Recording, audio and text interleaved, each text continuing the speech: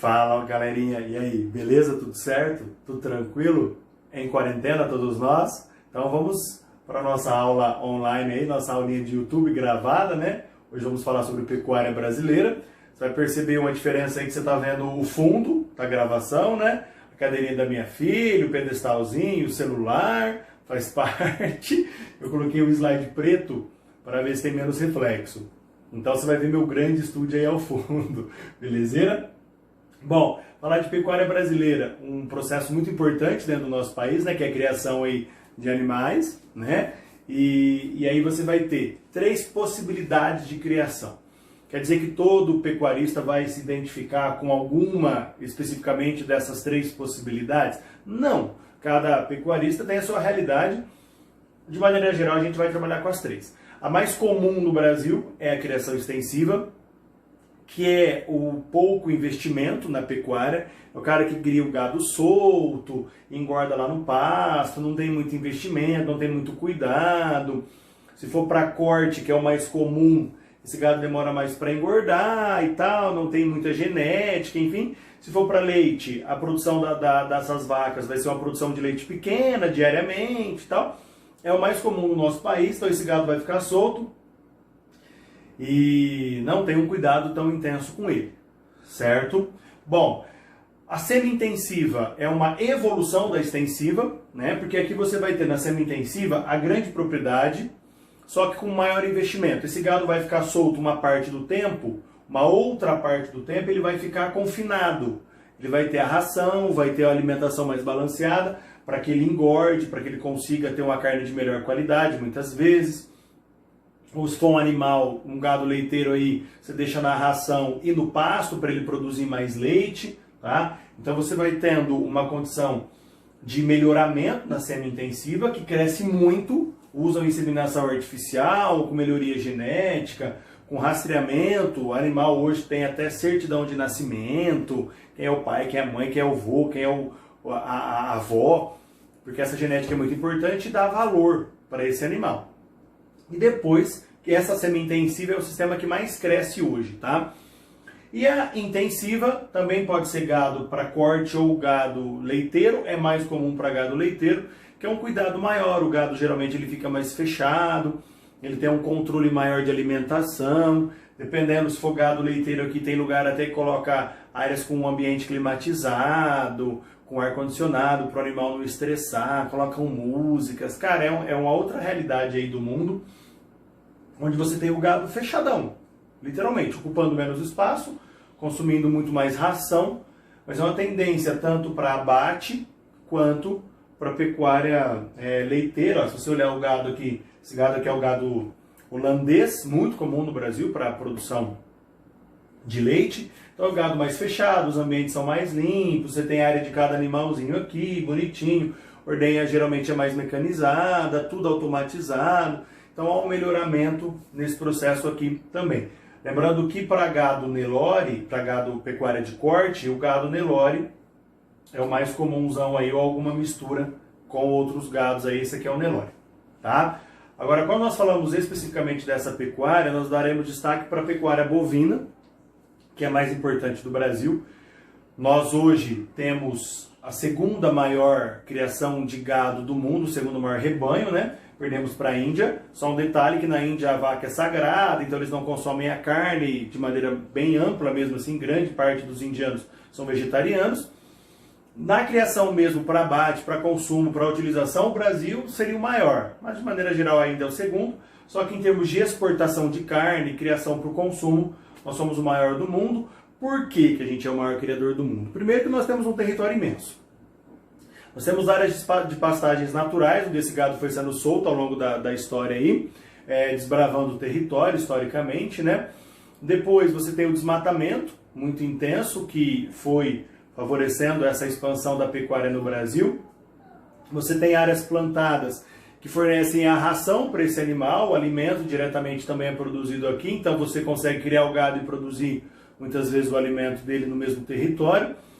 Então você tem uma valorização desse processo no Brasil e temos criadores aí, né, com grande capacidade produtiva. A nossa carne é muito aceita lá fora por uma qualidade, tivemos um probleminha aí de carne fraca, aquela operaçãozinha lá, mas, meu, ó, a carne do Brasil é muito boa, tá? Ela é de excelente qualidade, passa por um melhoramento genético muito legal, vai ver algumas imagens aqui. Só que temos algumas medidas lá fora protecionistas, e o Brasil sempre atendeu essas medidas, exceto nesse processo aí de carne fraca e tal, que foi um problema com vacinação, mas essas medidas elas são muito específicas e muito autoritárias mesmo, essas medidas protetivas, muitas vezes fitossanitárias, e o Brasil sempre correspondeu a todas, principalmente a febre aftosa, que a vacinação anual é feita no Brasil e tudo mais, tá?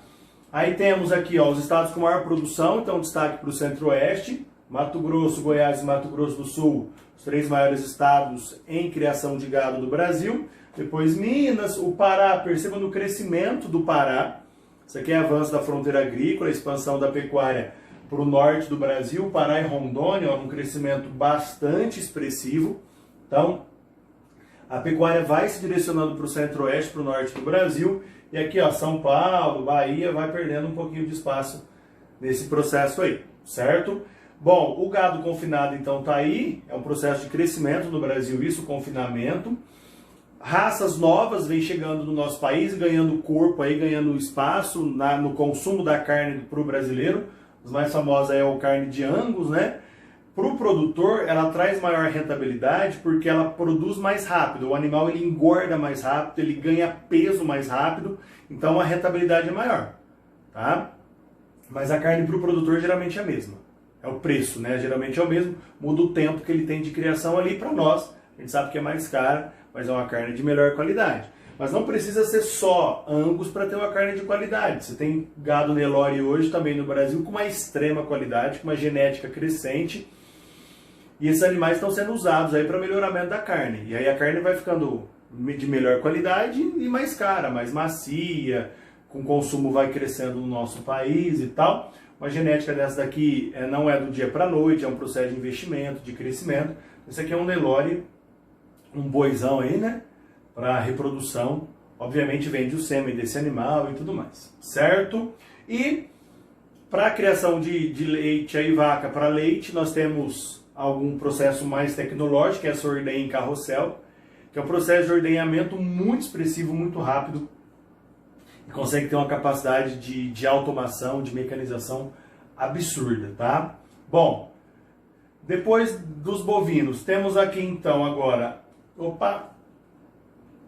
temos aqui os ovinos, são as ovelhas aí, destaque inicialmente para o sul, que era quem mais criava as ovelhas, principalmente para tosquia, produção da lã, para confecção. Hoje os ovinos foram muito para o Nordeste, tanto para pecuária de corte lá, usar os ovinos para abate, para consumo da carne, para a utilização do couro do animal. Então é um crescimento maior para o Nordeste hoje. Depois suínos, o Brasil é um dos maiores criadores de suínos do mundo, temos uma criação bastante efetiva, somos aí o 4º exportador mundial, a China tem a maior criação. Esse ano tivemos um problema na China, que deu gripe suína mais da metade do rebanho chinês, até por isso a demanda por carne da China foi muito maior, porque eles perderam grande parte do seu rebanho, eles consomem muita carne suína lá. Como tiveram que sacrificar milhões de animais, faltou a carne lá. Aqui eles recorreram ao Brasil. E aí o Brasil começou a fornecer mais carne, exportar mais carne e tal.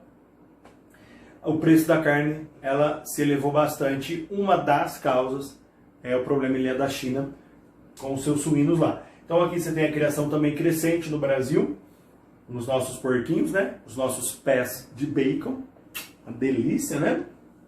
Depois temos os equinos. O Brasil é um grande criador de cavalos e vem se especializando em cavalos de raça, tá?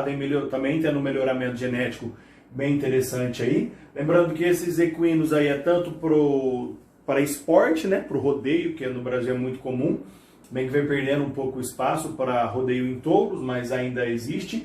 E para trabalho no campo, né, moçada? O animal aí, o cavalo, é o amigo de todo pecuarista, de todo agricultor, toda propriedade rural tem um animal desse, não necessariamente desse porte aqui, né, porque são cavalos mais caros, mas toda propriedade tem, certo?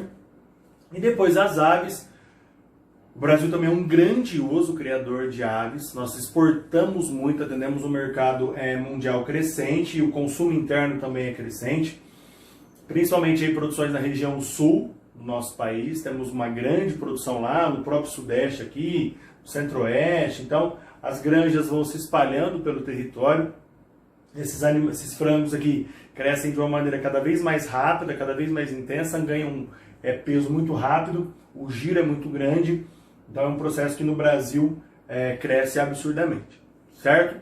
Bom, poderíamos falar de outros tipos de animais aí, poderíamos falar de asininos, muares e tal, mas o mais importante é isso aqui, o que o Brasil se destaca mais. Beleza, moçadinha? Dúvidas, sugestões, reclamações, é só entrar em contato com a gente aí, beleza? Bons estudos, aquele abraço, valeu!